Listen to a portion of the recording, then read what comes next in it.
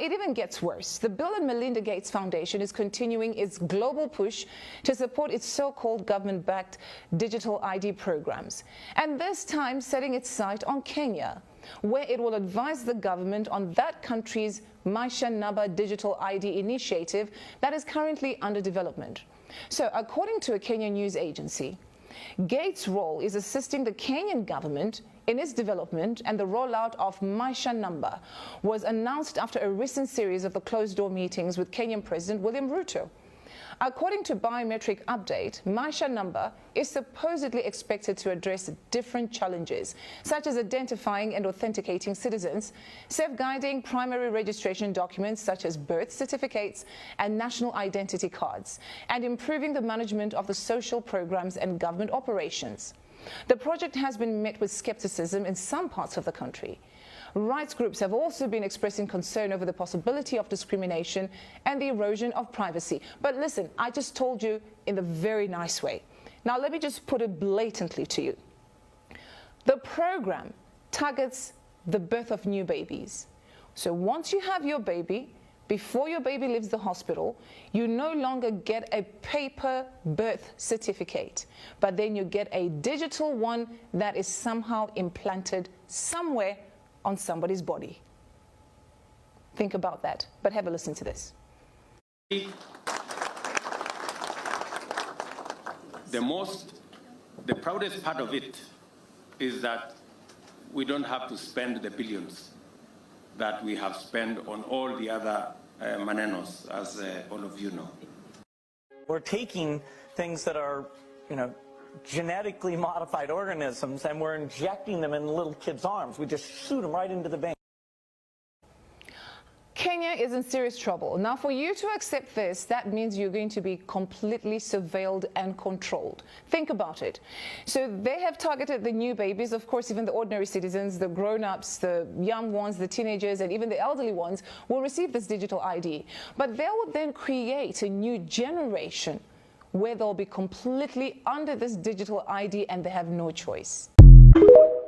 Love and care for your neighbor as you do for yourself. Please. The biggest mistake in trying to lose weight. So weight gain works like this. You see, once we understand the physiological rules of how the body burns energy, we can strip fat off our body. Because I assume when you say weight gain, you mean fat, right? So when most people say I want to lose weight, they really mean I want to lose fat. So here is how your body burns energy. By the way, there are no exceptions to this rule. I see so much bro science on the internet trying to conflict with the laws of physiology, but here's how it works. Okay, number one, number two, number three. Here's how your body burns energy. If you have sugar in your blood, which is glucose, your body will always go to that energy source first. In fact, when sugar rises in your blood, your body secretes something called insulin. Most people think the primary role of insulin is to lower blood sugar. That's not true. The primary role of insulin is to block any other form of energy utilization in the body. If insulin is high, you cannot burn fat. It's physiologically impossible to burn fat in a high sugar environment. So sugar will burn out of your body first. The next source of energy is something called glycogen. That's stored sugar, stored in your liver, stored in your muscles. You have a 20-minute reserve of glycogen in your body, 20 minutes. And then your body can get energy from lean muscle, or it can get energy from fat. 30 grams of protein within 30 minutes of waking, followed by 30 minutes of steady state cardiovascular exercise. Steady state cardio is where your heart rate is at or below 135 beats a minute. You should be able to talk on the phone, read a Kindle. You are not panting, right? As soon as you go hammer down, your body switches sources. It will switch to lean muscle, right? So, unless you have amino acids in your bloodstream. You burn fat at rest. You do not burn fat during exercise. You burn fat at rest. Oh, what does that mean? Chinese medicine math. Having cold feet means your uterus is also cold. In Chinese medicine, there's a meridian that runs from the bottom of your foot to your uterus. So having cold feet can mean this cold can travel up the meridian. And a cold uterus can lead to qi and blood stagnation, which can cause period cramps or infertility. So wear warm socks and keep your feet and ankles covered. This is very scary, but what about to us? Need to address this.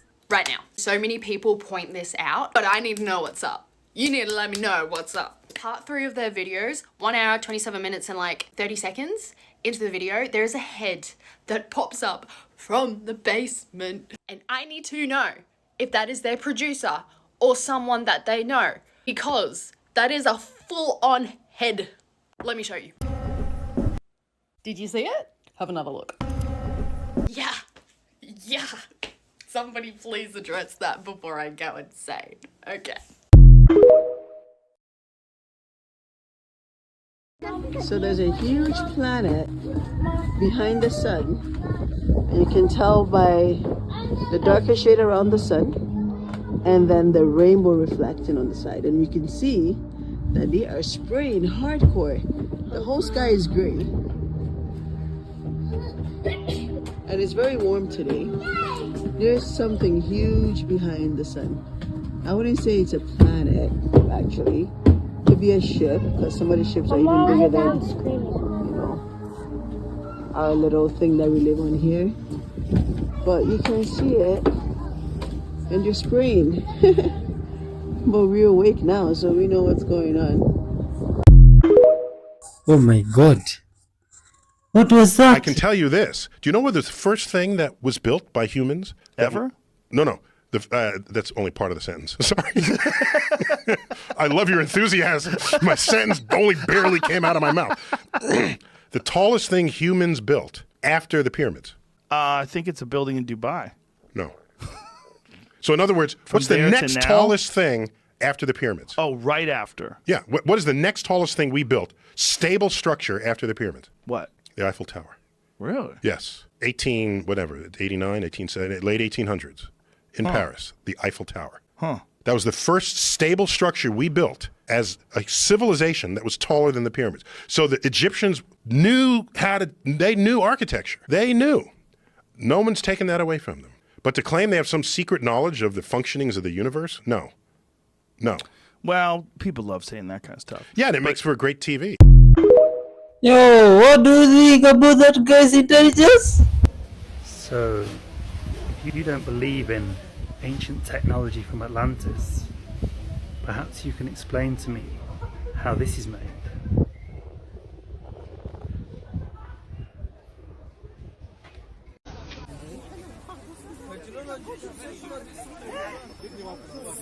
Please go back and watch the video so you can understand and see what I'm talking about.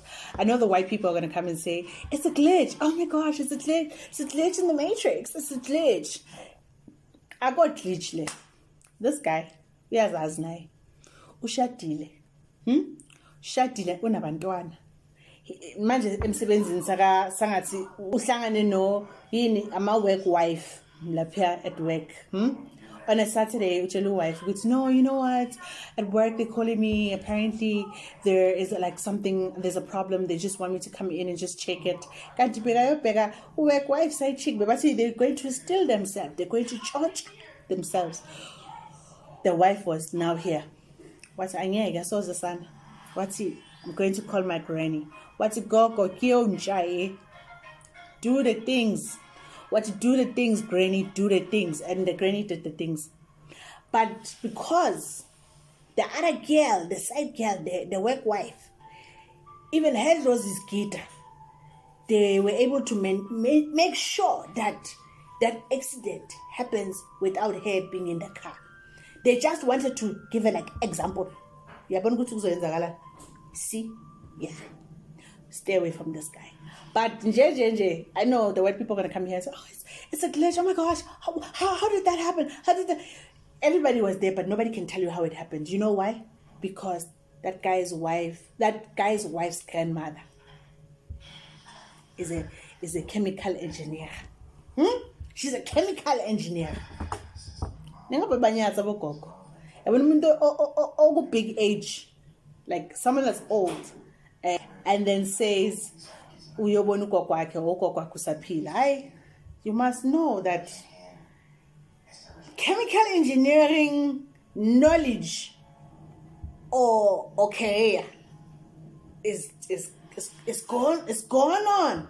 Ngiyadlala guys, no, hey, ngizothi mina ngithaba ugogo beni bayalwa, no. But all I'm saying is, if someone my age says ugogo wakho usaphila, I know never to mess with that person, because like, I mean, abogogo bethu bayaresta, wena wakho akaresti, yini usagadile, like no. I trust if you say no, my I can't mess with you, because when one day drip. Oh, in case you missed some bits of the information that Daddy was giving, I think the chemical engineers were talking about witchcraft, which happened, and some English people, it made seem like a glitch in the matrix. You know, in this side of the world, there are witches. And some of them even have gone to the extent they make posters to advertise their business. And they are so focused and serious in that business, such that they do crazy stuff. You can get the poster even on the transformer. You wonder how did that happen? Others you get them even on top of buildings and you are surprised. This is crazy from this side. Let's keep watching. Much love to you. You are loved. Watch till the end. Tell us if you ever had such an experience with chemical engineers. This is one of the scariest stories I've ever read. It was posted 10 years ago on Reddit by an account called A Writer Named Williams. It was on the subreddit called Let's Not Meet. The story is called Poker Face. So sit back, relax, and enjoy this very scary story. This happened in Antioch, California. It was around 2 a.m. I was at a friend's house, safe and warm, sheltered suburbia. We were having a lot to drink, chit-chatting, enjoying ourselves, of course. When you're having fun, time hits the fast-forward button, and those few minutes turn into an hour. I had too much to drink. My friend has a bit of an abrupt bedtime, so I had to dodge out early, still intoxicated. I felt too shameful thinking I'd be asking too much to stay in his house to sleep off the drunkenness. I suppose he was either too rude or too drunk to consider it himself. Whatever. Sometimes a little inconvenience makes you appreciate everything else. I needed about another hour or so to sober up and drive back. As fast as time passed during my stay, it decided to drastically slow down as soon as I stepped out of his house. It was a cul-de-sac area, a concrete jungle with the stem of the street breaking into a fork. Alongside the road, my car was parked. The only street light that worked was in the middle of the cul-de-sac circle, about 80 yards away. I stumbled towards my car, produced my keys, and felt the metal line up. Opened my door and shifted to the back seat. Because this was a dark, strange, and unfamiliar neighborhood, I took the leftover newspapers and a sweater in my back seat to cover myself up. I was a little scared. I wanted to camouflage myself and not just be some guy awkwardly sitting in his car, waiting for time to pass in order to drive home. I couldn't fall asleep. The uncomfortable feeling of a cheap backseat bed enshrouded in darkness didn't make the chance of slumber easier. It felt too ominous, and of course my mind began to wonder. I thought of worst-case scenarios, like how the police would shine their lights on me through the window, or a drunk driver hitting my car, and... Wait. In the distance, about 100 yards away, I hear footsteps approaching. The gravel scuffed with each step forward, growing in proximity but periodically taking stops. I wondered why until it made sense in my mind. Whoever it was probably looking through cars carefully, with the intent to steal one. I couldn't recall how many cars were on the block, but I counted 3 full stops until he was at my window, breathing.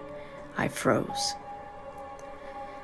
There was no more than 1 foot between us. The car encapsulated me as I lay hidden beneath backseat clutter, forming myself into an object, trying my hardest to be unnoticeable, unmoving, and simply not there. "I see you," said a 40-plus-year-old man in a perverse baby talk. I imagine when you were playing hide and seek and one of your friends tricks you into coming out, he said it in that tone of voice, as if baiting me, like he was questioning whether the clutter in the back seat was just clutter or a person. I didn't want to move or check the window. I remained clutter. Give me an Academy Award. My body reacted by minimizing my breathing so much that I felt paralyzed. I dare not to look. My eyes fixated on the back of the passenger seat. I didn't blink, I didn't move, I didn't breathe. My heart was pounding so hard it shook my body with each throb. He circled around the car. My ears didn't fail me. I heard the steps. I felt like I was part of the car. I could feel him touching the trunk as he carefully pressed down on it, as if to test the alarm, as if to test me. I was in the middle of fight or flight. I couldn't do either without elevating danger. I was frozen and hoping to God he was bluffing. He circled the car again. The door handle to my right jiggled. He was pulling it multiple times. I see you. Same tone, but more agitated and stressed, more convinced that he was trying to make that clutter move, revealing itself to be one of his expectations that it was me. My muscles tensed like a cow before slaughter. That had to be metal against glass. Take a penny right now and tap your window. A crowbar, a knife, a rock, a gun. My eyes fixated on the seat in front of me, never averting my gaze like he was. I was covered enough to where I couldn't see beyond the seat in front of me. I know I couldn't see him, but I can feel his eyes resting on top of me. My name is Poker Face. What's your name? The voice changed in a lower, demented and serious tone. My mind forced a visual. It wasn't anything human. I already accepted my death. I was ready to be shot in the head, ready to take a life-changing bullet, multiple knife wounds. Just make the sleep bearable, not excruciating, as you drained me of life.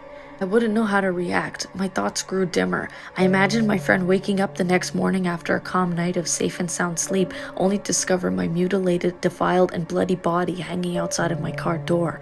It was then I heard nothing but my own heart. What was this person doing now? Just staring at me in the middle of the night, talking to me, or a messy pile in the back seat? Time froze. The footsteps were being swallowed in the distance. Thank God he left. I waited another hour until the sun showed hints of itself. I jumped in my front seat and bolted out of there, wide-eyed and sober. And that's the end of the story. I didn't expect you to get like that.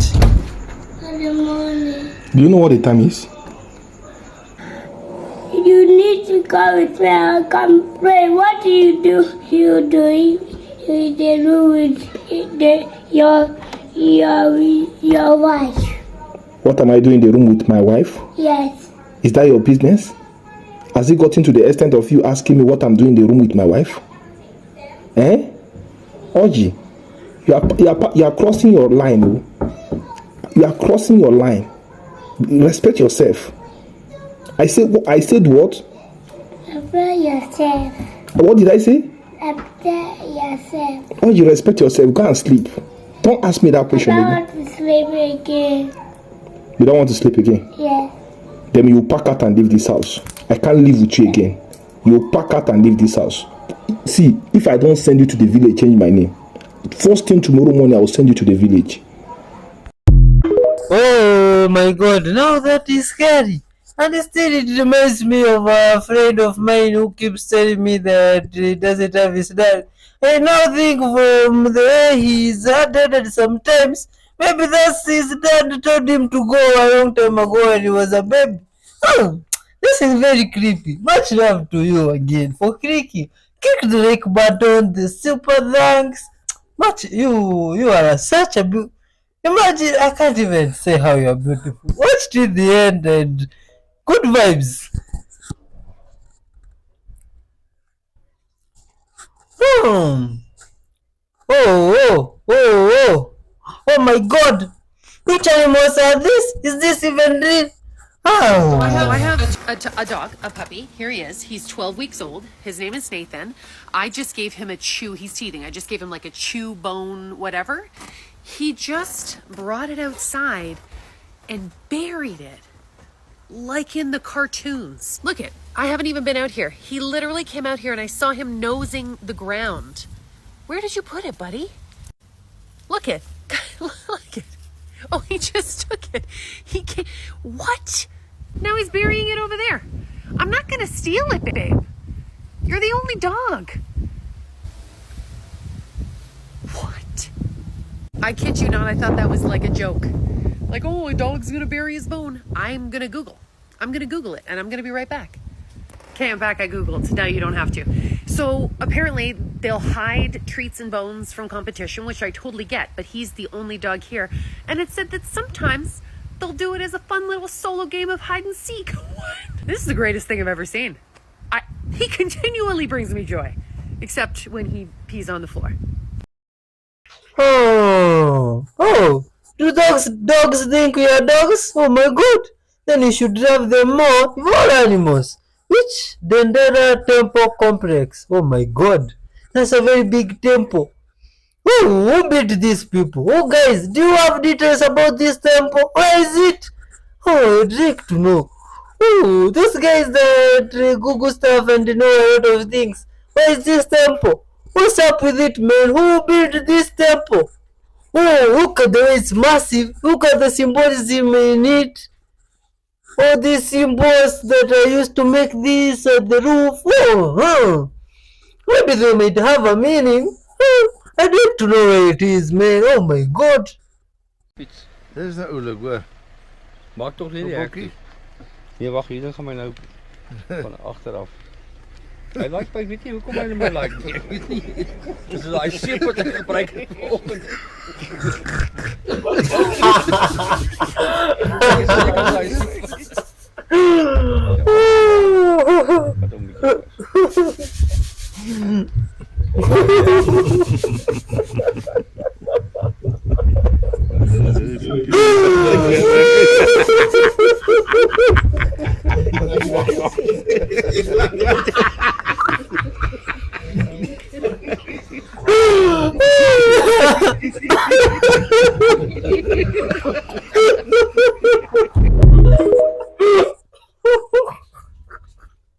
This is probably the skull of an Anunnaki human hybrid Nephilim. In the Bible, when it says the sons of gods took the daughters of men for their wives, this is what it's talking about, the Nephilim.